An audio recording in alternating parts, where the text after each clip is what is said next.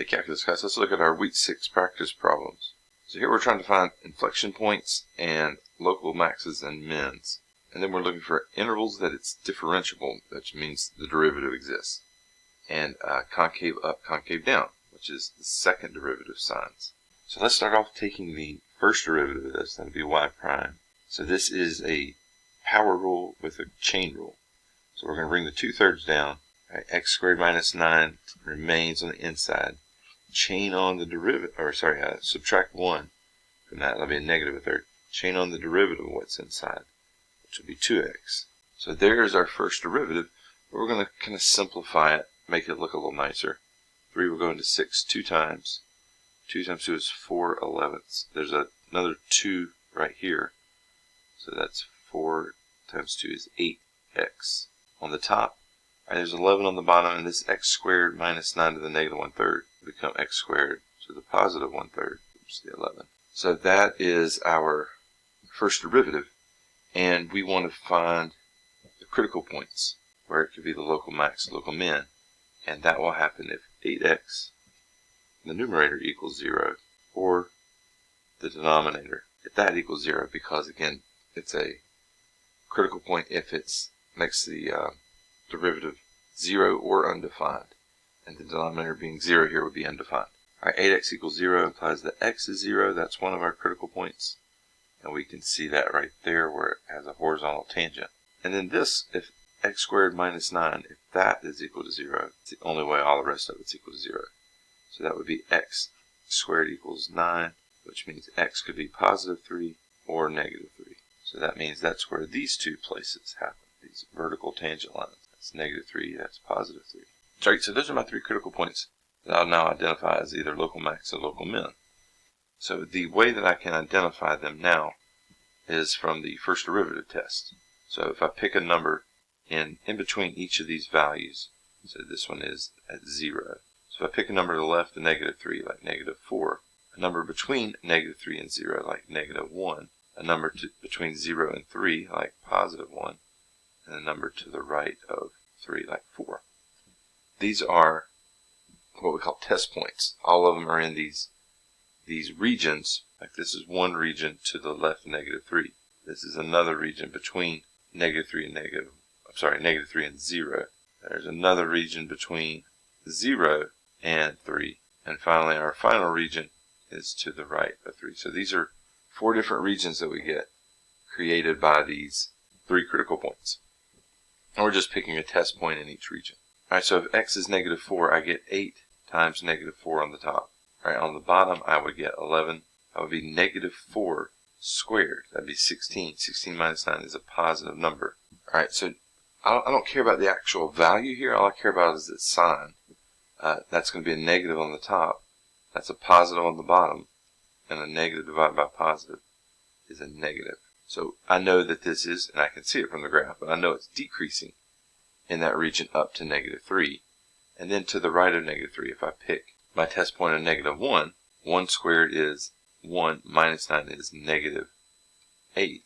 And the cube root of negative 8 is negative 2, so that's going to make that negative in the bottom now.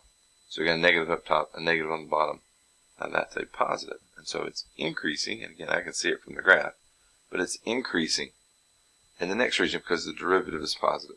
So we go from negative to positive. That's a minimum. So I know that that's the location of a minimum. I could do the same thing with the 1. Alright, this is positive 1. This would still be a negative 8. So that would be a negative in that region. And then a 4 would be back to the original. This is positive. 4 squared is 16 minus 9 is 7. That's positive. So we'd be rising in that region. So that's how we can use the first derivative to identify the critical points as maxes and mins. Alright, we go from falling to rising, that's a minimum. Rising to falling, that's a max. Falling to rising, that's a minimum. Alright, now we're going to take the derivative of the first derivative, which is the second derivative. And I can just pull the 8 and 11 out to the side. And then I'm using the quotient rule here. You could also use the product rule on this previous version of it with that negative power, whichever one you're more comfortable with. So I got the bottom times the derivative of the top, which is just 8. Well, just 1. I pulled the 8 out. Alright, minus the top. So that's just x times the derivative of the bottom. Again, I've already pulled the 11 out, so this is just x squared minus 9 to the 1/3. So that's going to be the 1/3. Alright, so there is all of that. Numerator times the derivative of the denominator, 1/3, x squared minus 9 to the negative 2/3. Chain on the derivative of what's inside. All of that over the denominator squared, x squared minus 9 to the 1/3 squared. We just multiply the 1/3 times 2, which would give us a 2/3. Alright, so there is our initial second derivative. Cleaning it up a little bit because we need to find inflection points. I want to get this into a single fraction. So the right term here, I'm going to just show you, I'll add a little step in here. There's an x and a 2x, that's going to give me a 2x squared. And on the bottom I have a 3 and an x squared minus 9 to the positive 2/3. So if I was going to get a common denominator up top, this would be that common denominator. I need a 3, I need an x squared minus 9 to the 2/3. Alright, so I need to multiply the bottom and the top of this fraction. There is no fraction, so you can think of it as being over 1. So I need to multiply this by 3 and x squared minus 9 to the 2/3. Now whatever I do to the bottom I have to do to the top. And that's going to give me an x squared minus 9 to the 2/3 plus a third, which would be just x squared minus 9. Alright, and then all that's divided by x squared minus 9 to the 2/3. That's down in the denominator, which I'm going to flip and multiply and make it be 1 over x squared minus 9 to the 2/3, just to make the combining of the fractions a little easier. Alright, I'll come up here now. So when I distribute this through, this would be a 3x squared minus 2x squared. That's just an x squared. So there's the 8/11ths. On the inside I got a 1x squared. Alright, and then 3 times 9 is negative 27. So that is a minus 27. And then on the bottom I have a 3. And then this is x squared minus 9 to the 2/3 times another x squared minus 9 to the 2/3. That's x squared minus 9 to the 4/3. So there is my second derivative. Alright, so when we have the second derivative, the things we look at are where is it equal to 0, where is it undefined, and that would be possibly the inflection points if there's a sign change. So it's equal to 0 if the numerator is equal to 0. Alright, x squared equals 27. That's x equals the square root of 27, plus and minus. And then 27, I can write that as 9 times 3, 9 being a perfect square. Square root of 9 is 3, so this is 3 times the square root of 3. All right, these are our possible inflection points, places where the value goes from concave up to concave down. The other places that make the denominator 0 are positive 3 and negative 3, and they are no longer in the domain of this thing because they were not defined in the first derivative. This is the second derivative. The first derivative is where the denominator is 0. So these are thrown out of the second derivative because they make the first derivative undefined. Alright, and then we can pick values just like we did before on the number line. So there is negative 3 root 3.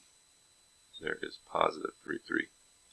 And we're just picking numbers in these regions that are going to be our test points for the second derivative, telling us what the signs are. So the square root of 3 is like 1.7. It's not quite 2. So if we pick like negative 3 times 2, negative 6, that'll be to the left of it. Alright, right in the middle it would be 0. That'd be a good test point here because that was one of our critical numbers. We can use the second derivative test just to identify that critical number as a maximum. And then in this region we could use positive 6. Same reason. Square root of 3 is not quite 2. 3 times 2 would be 6, so 6 would be in this region. Alright, so again, plugging in negative 6 into this. Negative 6 squared is 36. 36 minus 27 is a positive number. Alright, negative 6 squared is 36 minus 9 is a positive number. Positive divided by positive is a positive. So we are concave up in that region. So concave up there. Alright, if we pick a number between negative 3 square root of 3 and positive 3 square root of 3, like 0, and plug it in, we're going to get a negative up top, and then a negative to the 4/3 down below. Because of the 4, that's going to make that negative 9 positive. It's going to be a positive value that we take the cube root of. So that's a positive in the bottom, a negative down below. So we are concave down on this region. Alright, and then whatever we got for the negative 6, we're also going to get for the positive 6. So we're back to being concave up in this region. So the purple regions were concave down, the green region were concave up. Alright, so now let's go through and answer all the questions that it asks. Identify the inflection points. we did change signs at the -3 square root of 3 and +3 square root of 3. So those are our inflection points, the second derivative change signs. So those are places where we change concavity. All right, local max, local min, x equals plus and minus 3 were our local minima, x equals 0 is our local maximum. That's where that occurred. Where is the function differentiable? That was where the derivative exists. It exists everywhere except for where those denominators were equal to 0. So that would be from -infinity all the way up to -3, -3 to +3, and then 3 to infinity. Those are the differentiable regions of the graph. All right, and then concave up, concave down.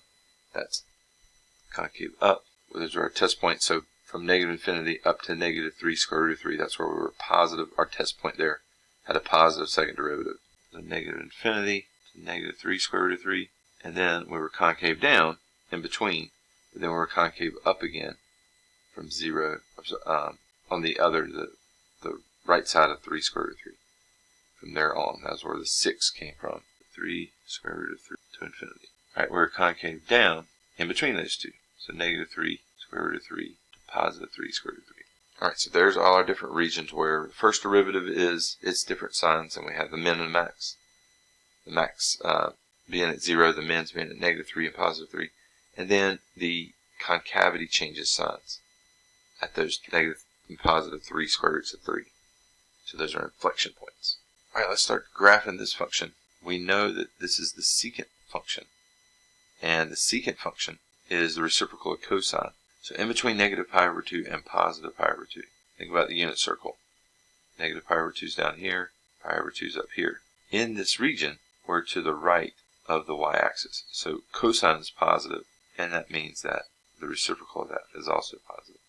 So secant's positive there. So because secant's positive, and we're squaring anyway, that's going to be a positive value. The secant squared in this region is a positive number.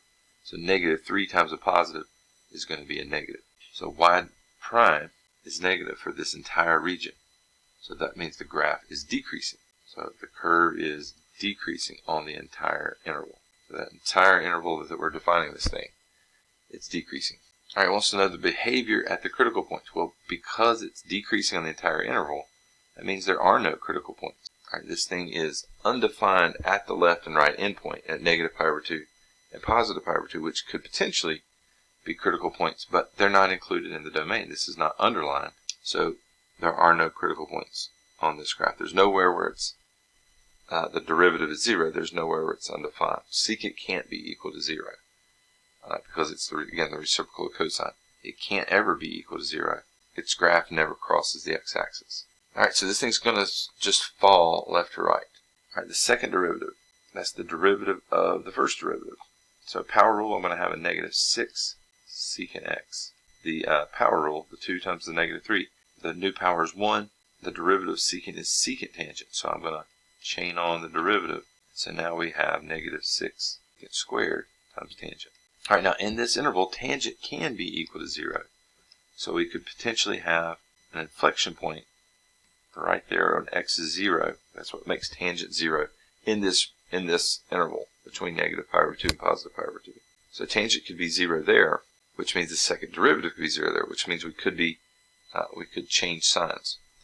And the tangent does, if I pick up a value that's just below 0 on the number line, like -π/4, +π/4, the tangent of -π/4 is -1.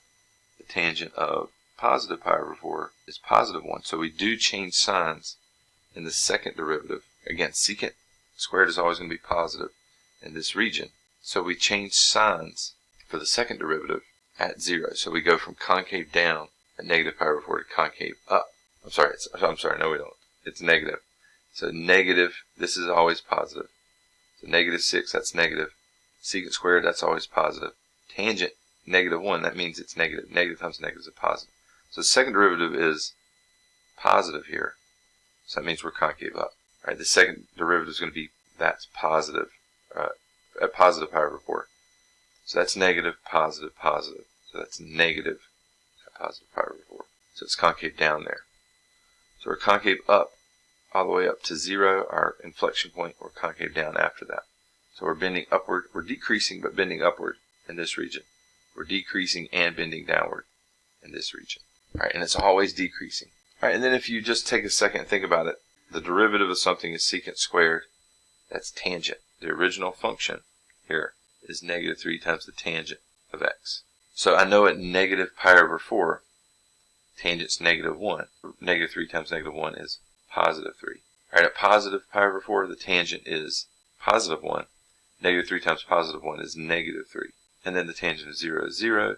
Negative pi over 2 and positive pi over 2 are the vertical asymptotes of tangent. This graph looks something like that. There's a vertical asymptote, vertical asymptote. It's falling, and then right here it bends downward. So again, in this region, if you draw this accurately, we need to be bending up, falling, but bending upward. So our tangent lines need to be bent upward to touch the curve. And then in this region, we're falling, but bending downward. And so right there, where the yellow changes to red, that's where we change that bend of the graph. Instead of bending upward, we're bending downward for those tangent lines to stay on the curve once we get in that pink region. All right, but understanding that's the big thing here. That's secant squared. That's the derivative of tangent. That's going to be a big idea for the rest of the course. All right, so what we're looking at here is these are where the derivatives are equal to 0. This is where the second derivative is equal to 0. All right, this is also telling me something about the actual value of y, the y coordinate, when x is equal to negative 2 is equal to positive 2. So I can use that to come up with these values a, b, and c. Okay? So let's think about what would the derivative be. Y prime would be 3a x squared. Right? Bx squared, the derivative of that would be 2bx. And the derivative of cx would just be c. Alright, so this thing has zeros. This is equal to 0 when x equals negative 1 and when x equals negative 3. So if I plug in negative 3 into this thing, for instance, I would get 3a times negative 3 squared plus 2b times negative 3 plus c equals 0. So that's negative 3 squared is 9 times 3 is 27a. Negative 3 times 2 is negative 6b plus c equals 0. Alright, so that is when I plug negative 3 in. I get this equation. Alright, and now I'm just going to switch and plug negative 1 in and see what I would get. So 3a x squared would be negative 1 squared. That would be just 3a. 2b times negative 1 would just be minus 2b, and then plus c. That also equals 0 because, again, at a local maximum or a local min, we get derivatives equal to 0. That's what the derivative would look like at negative 3 and at negative 1. When x equals negative 1, we get this equation in red. When x equals negative 3, we get this equation in green. All right, so now we're going to move on to the inflection point and the y-coordinate of 2 here. All right, so the second derivative is just the derivative of the first derivative. We're going to pull the 2 down and have a 6ax, and then this will be just plus 2b. All right, and this is equal to 0 when x equals negative 2 because it's an inflection point. So when I plug in negative 2 in here, I get a negative 12 plus 2b is also equal to 0. All right, so these three equations, when I plug them into a system of equations, along with negative 2 going in for here and positive 2 coming out, which would be negative 2 cubed is negative 8a, negative 2 squared is 4, and then negative 2 times c would be minus 2c. Right, those four equations would give us a system of equations that we can use to solve for a, b, and c. All right, so this is the Desmos matrix calculator. So what I'm going to do here is plug in my system into this matrix calculator. So a, b, and c are going to be my equations. I have 4 equations, so that's how many rows I have. So I'm going to select 4 rows. And then I have a, b, c, and then the constant. So that's 4 columns needed. And now I'm just going to put in my numbers. All right, the number in front of a, the number in front of b, the number in front of c equals the constant. That's going to be the 4 numbers I put in each time. Let me split screen this and make it a little easier to input it. So this would be a 27. All right, so there is my completed matrix. All right, now I'm going to do RREF matrix A, and if you move that over so you can see it, there are my values for A, B, and C. Negative 1, negative 6, negative 9. And then there's a 4th row, a bunch of zeros because there's some redundancy here because we have 4 equations and only 3 unknowns. But the value of those 3 unknowns, A, B, and C, are given right there in those first three values, -1, -6, -9, and in that alphabetical order. So A would equal -1, B is -6, and C equal to -9, which means our equation is -x cubed minus 6x squared minus 9x. Alright, so there is that function. We can see there's a critical point at -3 and -1. -3 is a minimum, -1 is a maximum. Alright, that's what it says here. We can see an inflection point at -2, +2. That's where it changes from bending upward to bending downward. So that has all the properties that this says it needs to have. Really good idea to graph it at the end just to kind of visualize it. Practice that visualization process of these first and second derivatives. Alright, L'Hopital's rule says this limit as x approaches -2 of x plus 2 over x squared plus 4, or sorry, x squared minus 4.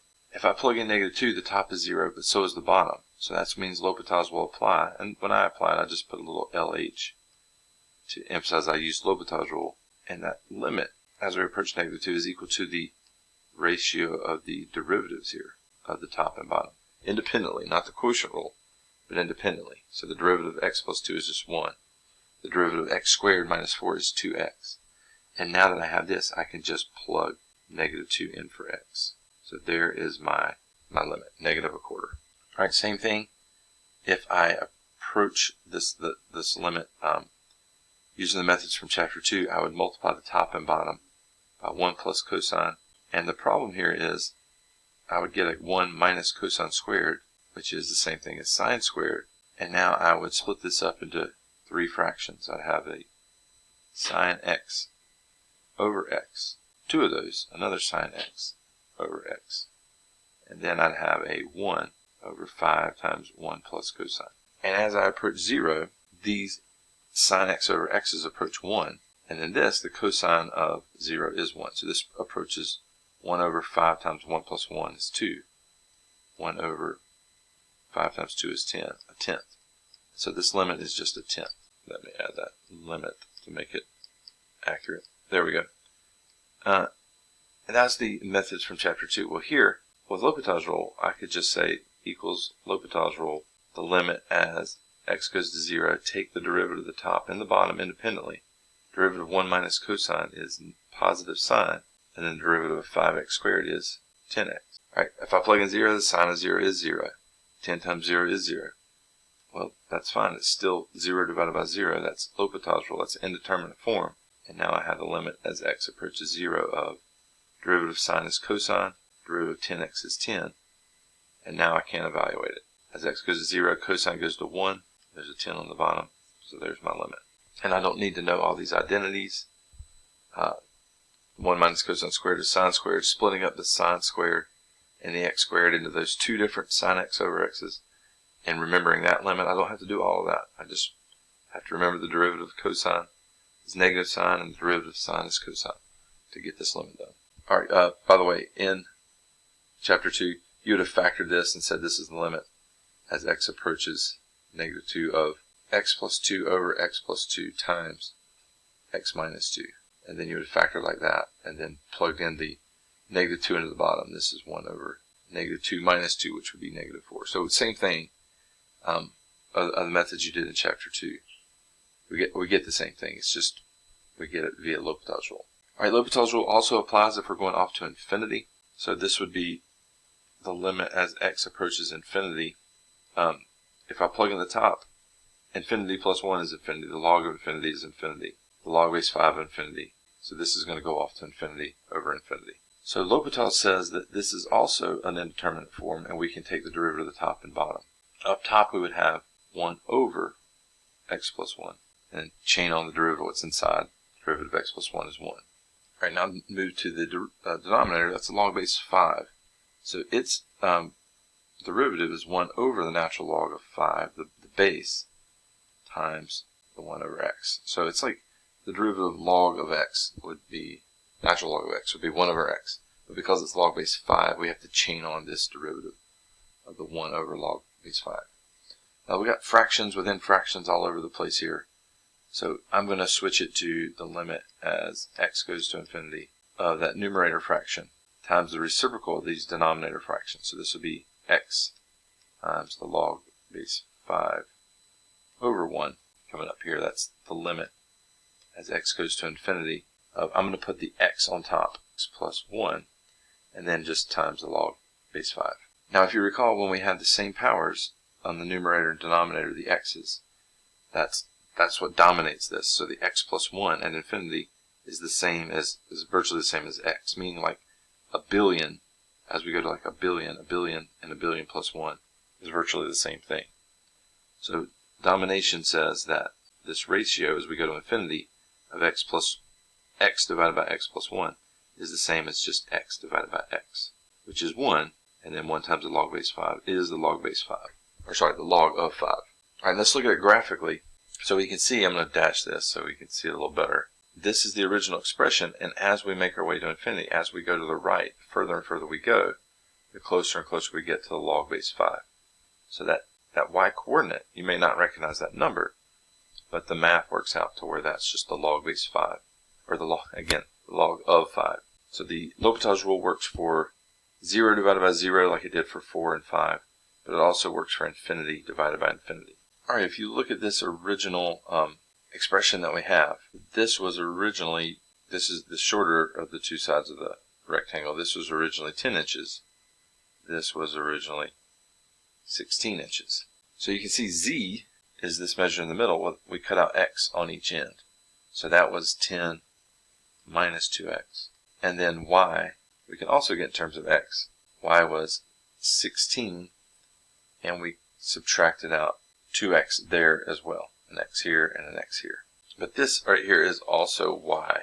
So that's 2y, 2 y's, and 2 x's. So basically what I'm saying is 2 y's plus 2 x's equals 16. Because we took out x here, and x here, and then this is y, and this is also y, and that gives me the whole 16. So instead of y equals 16 minus 2x, it's 2y equals 16 minus 2x. Alright, which means y is equal to, I can divide both sides by 2, 8 minus x. And now if I fold this, what will happen, if you can visualize it, that's that dashed line there. This is the z component. Right? We went up by x, and then we went back by y, because that x part has been folded up. And we folded that up. Let me dash that. We dashed that. That's this part right here that I'm drawing right now. And then we folded that up as well.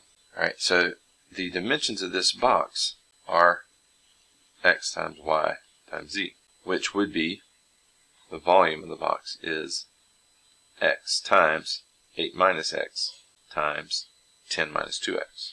And we want to see what maximizes the volume. So I'm going to FOIL this out and then distribute the x through. So this is going to be 80, and then when I distribute the x through, I'll have an x. 8 times negative 2 is negative 16x. But again, I'm multiplying by x, so I'm going to have an x squared. Negative x times 10 would be negative 10x. But again, times the x outside would be a negative 10x squared. And then finally, a negative x times a negative 2x is a positive 2x squared. But again, there's a third x that gets multiplied through. This is our volume function. Simplifying, I'm going to write it in descending order, 2x cubed minus 26x squared plus 80x. There's my volume function. Now, the derivative of volume with respect to those side lengths is 6x squared minus 2x plus 80. And that's what I would set equal to 0 and find those critical points. Alright, so there's that quadratic. I've graphed it so I can see it's equal to 0 at 2, and then that's 6 2/3, which is the same thing as 20/3. So x equals 2, x equals 20/3. But if you look at my original, z is 10 minus 2 times x, and y is 8 minus x. The problem is I can't subtract 2 times this number from 10. So that number would be out. I can't have that, but the 2 would definitely be okay here.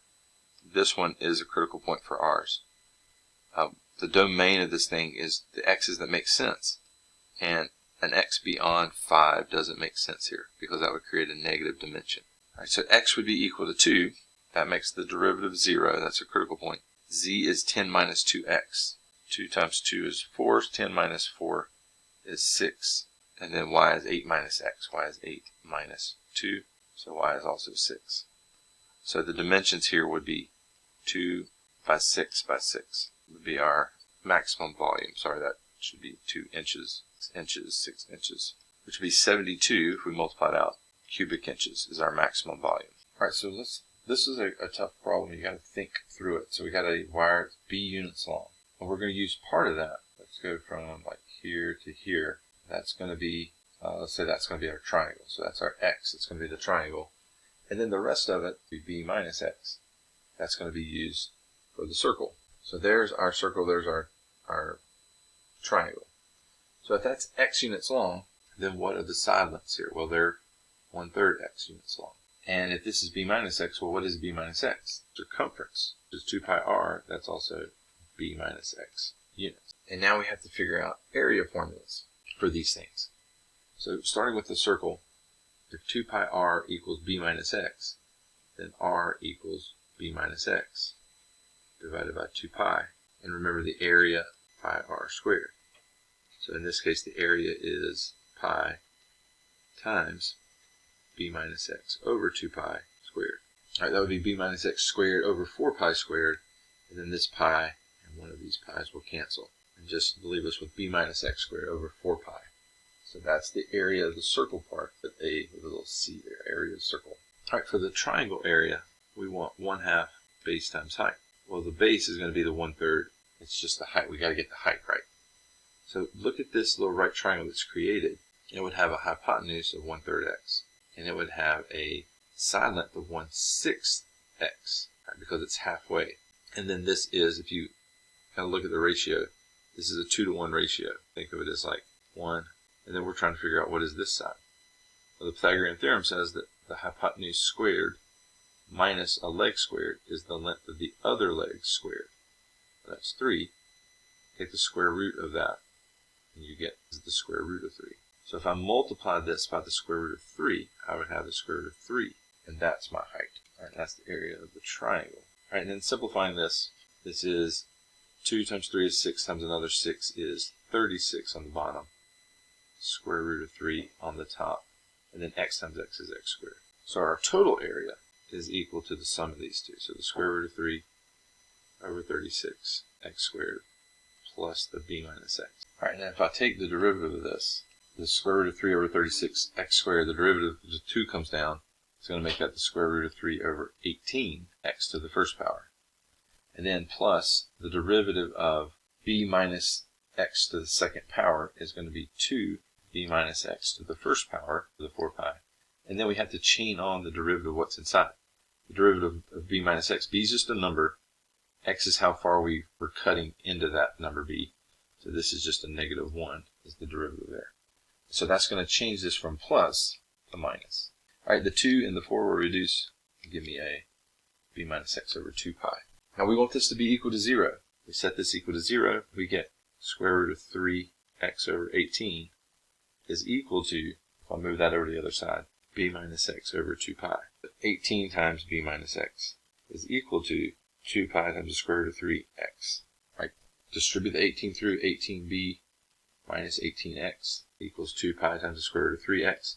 Group the x's together, so add that 18x over, and then if I factor out the x, I'd have x equals, there would be an 18b, and then I'm dividing by everything else, so 2 pi square root of 3 plus 18.